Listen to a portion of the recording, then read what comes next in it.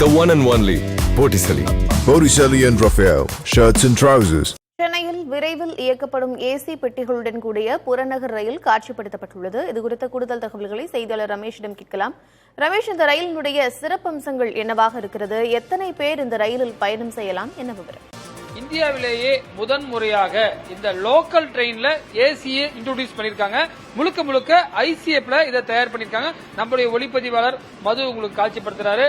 இதுல வந்து பாத்தீங்கன்னா எல்இடி ஸ்கிரீன், அதாவது எங்கெங்க ரயில் நிற்கும் அப்படின்றத காட்சிப்படுத்துறதுக்காக இது இருக்கு.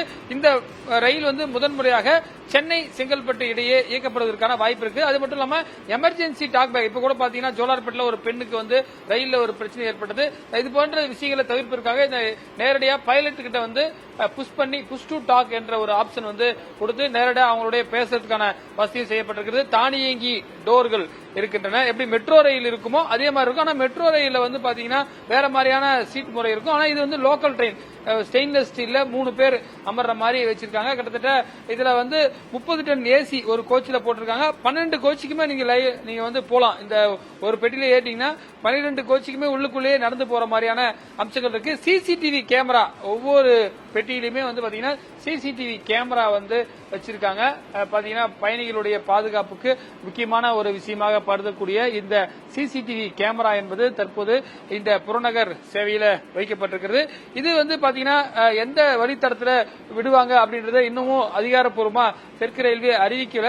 இருந்தாலும் கூட இது வந்து முதல் முறையாக காட்சிப்படுத்தப்பட்டிருக்கிறது.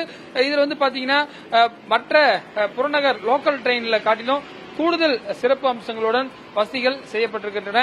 இது வந்து பாத்தீங்கன்னா இந்தியாவிலேயே ஃபர்ஸ்ட் டைமா வந்து சதர்ன் ரயில்வேக்கு குறிப்பாக சென்னையில இயக்கப்படும் அப்படின்றதையும் சொல்லியிருக்காங்க. கைப்பிடிகள், அதாவது 5000 பேர் போகலாம். நீங்க எத்தனை பேர் போகலான்னு கேட்டிருந்தீங்க. கிட்டத்தட்ட வந்து சிட்டிங் கெப்பாசிட்டி வந்து 3800 பேர், கிட்டத்தட்ட ஒரு 1200 பேர் வந்து ஸ்டாண்டிங்ல போகக்கூடிய வாய்ப்பு ஏற்படும். அதாவது பாத்தீங்கன்னா கிட்டத்தட்ட மெட்ரோ ரயில் போன்றே இருக்கும். ஆனா வந்து இது வந்து லோக்கல் ட்ரெயின், காஸ்ட் வந்து ரொம்ப கம்மியா இருக்கும். மெட்ரோ ரயில் டிக்கெட் அதிகமா இருக்கும். ஆனா நீங்க வந்து பாத்தீங்கன்னா சென்னை கடற்கரையில் இறங்கினா குறிப்பாக மாம்பழம் ஸ்டேஷன்ல இறங்கிக்கலாம், சைதாப்பேட்டில் இறங்கிக்கலாம். அதே போல கிண்டி உள்ளிட்ட பல்வேறு ரயில் நிலையங்களில் ஏறி இறங்கக்கூடிய வாய்ப்பு. முழுக்க முழுக்க ஏசி பெட்டிகளுடன் கூடிய லோக்கல் ட்ரெயினை வந்து ஃபர்ஸ்ட் டைமா இந்தியன் ரயில்வே வந்து தெற்கு ரயில்வேக்கு கொடுத்திருக்காங்க. இதுதான் காட்சிப்படுத்தப்பட்டிருக்கிறது. இது எப்போது இருந்து இயங்கும், இதனுடைய கட்டண விவரங்கள் என்ன என்பதை தெற்கு ரயில்வே விரைவில் அறிவிப்பாங்க. ஆனந்தி, குறைவான கட்டணங்களோடு நவீன வசதிகளோடு பயணிகளுடைய பாதுகாப்பை கருதி பல்வேறு வசதிகள் இந்த ரயிலில் செய்யப்பட்டிருக்கிறது. அதனை நம்மால் பார்க்க முடிகிறது. விவரங்களை வழங்கியமைக்கு நன்றி ரமேஷ்.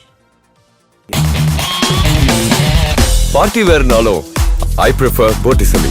எங்க இருந்தாலும் நம்ம ஸ்டாரா தெரியணும் இல்லையா? வெரைட்டியான கலர்ஸ், நியூ டிசைன்ஸ், அதுக்கு மேல star look. The one and only Botticelli. Botticelli and Raphael, shirts and trousers.